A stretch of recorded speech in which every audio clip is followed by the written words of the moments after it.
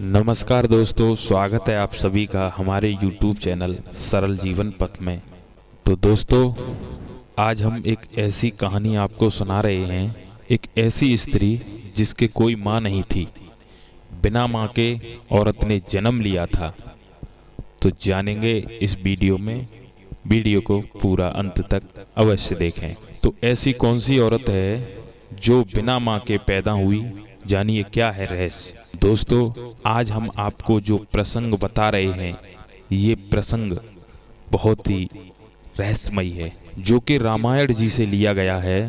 तो आप इस प्रसंग में जानोगे कि एक ऐसी औरत हुई थी जिसके कोई माँ नहीं थी, बिना माँ के पैदा हुई, जिसका जन्म बिना माँ के हुआ था। तो दोस्तों, यह सुनकर आप बहुत ही आश्चर्य में पड़ गए होंगे, क्योंकि बिना माँ के ना तो पुत्री पैदा हो सकती है, ना ही पुत्र। तो ऐसी कौन सी औरत हुई है? तो जानते हैं इस वीडियो के माध्यम से। वीडियो को अंत तक अवश्य देखें। दोस्तों, तो भाइयों, एक वक्त की बात है। 3 दोस्त रहते थे। एक दर्जी था, एक बढ़ई था, एक जाति का सुनार था। तीनों दोस्तों में बहुत ही घनी मित्रता थी। एक दिन तीनों दोस्त अपनी पत्नियों के कहने के अनुसार अपना अपना धन माल लेकर ये दूसरे देश को बिजनेस करने के लिए चल देते हैं। दोस्तों, जब ये दूसरे देश में बिजनेस करने के लिए चल देते हैं, तो रास्ते में चलते चलते जब यह एक जंगल में पहुंचे तो इन्हें शाम हो जाती है। तीनों दोस्तों ने विचार किया कि यहाँ किसी गांव में ठहरा जाए तो हमारे पास धनमाल है, इसको कोई हड़प लेगा। ऐसा करते हैं, यह एक महात्मा जी का आश्रम है और इसी आश्रम पर रात गुजारते हैं। तीनों दोस्त उसी आश्रम पर रात गुजारने के लिए ठहर गए।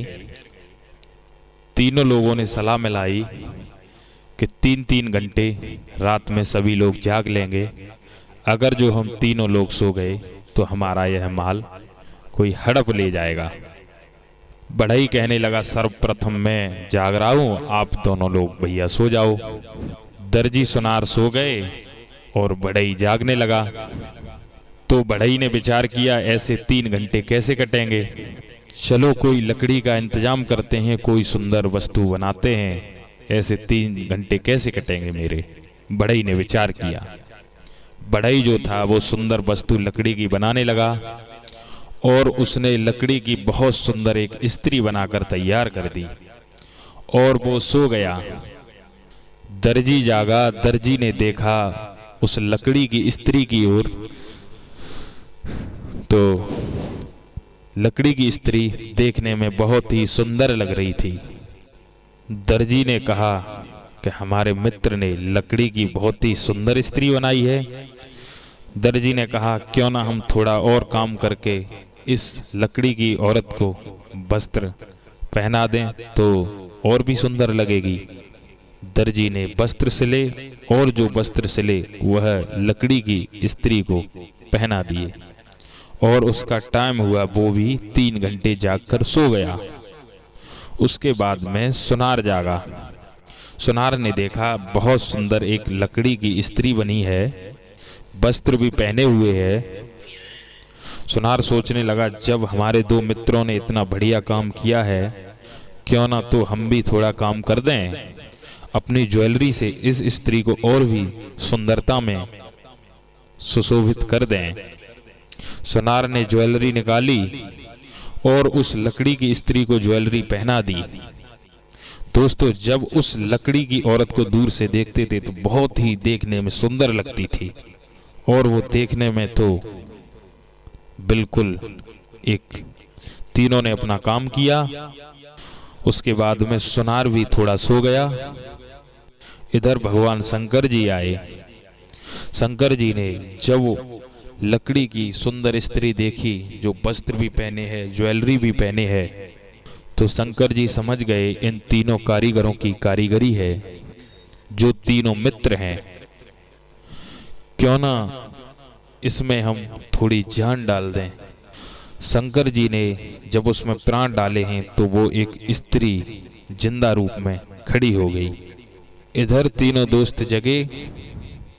उन्होंने जब वह सुंदर स्त्री देखी तो सोचने लगे, अरे बाजी वाह, ये तो एक सुंदर स्त्री हो गई।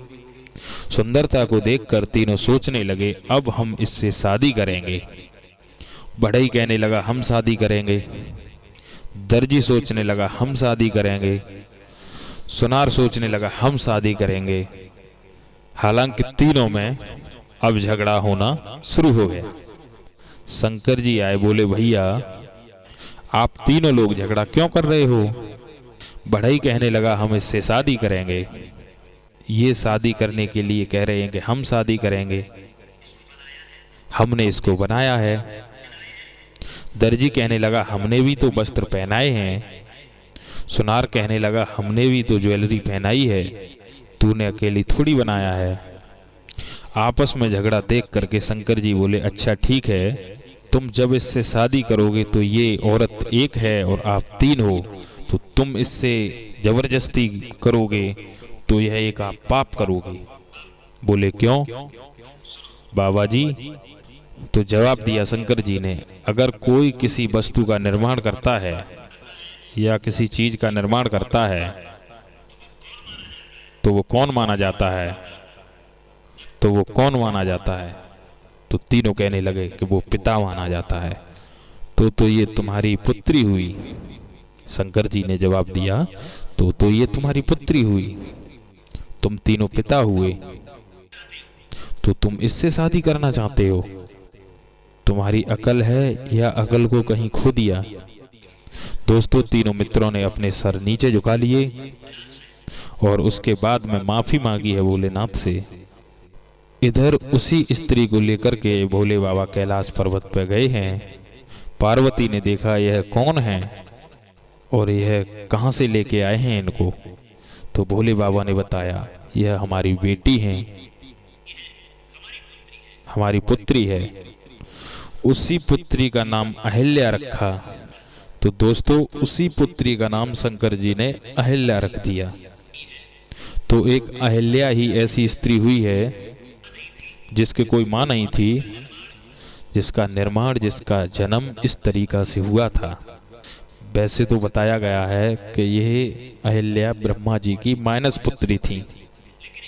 अलग प्रमाण है, यह प्रमाण अलग मिला है जो कि हमने इस वीडियो के माध्यम से पहुंचाया है। तो उसी स्त्री का नाम शंकर जी ने अहिल्या रखा और उससे अपनी बेटी कहा। तो अहिल्या का जन्म इस तरीके से हुआ था जिसके कोई मां नहीं थी। तो दोस्तों, अगर जो वीडियो आपको अच्छा लगा हो तो चैनल को सब्सक्राइब करें, वीडियो को लाइक करें और घंटी वाले बटन को अवश्य दबाएं।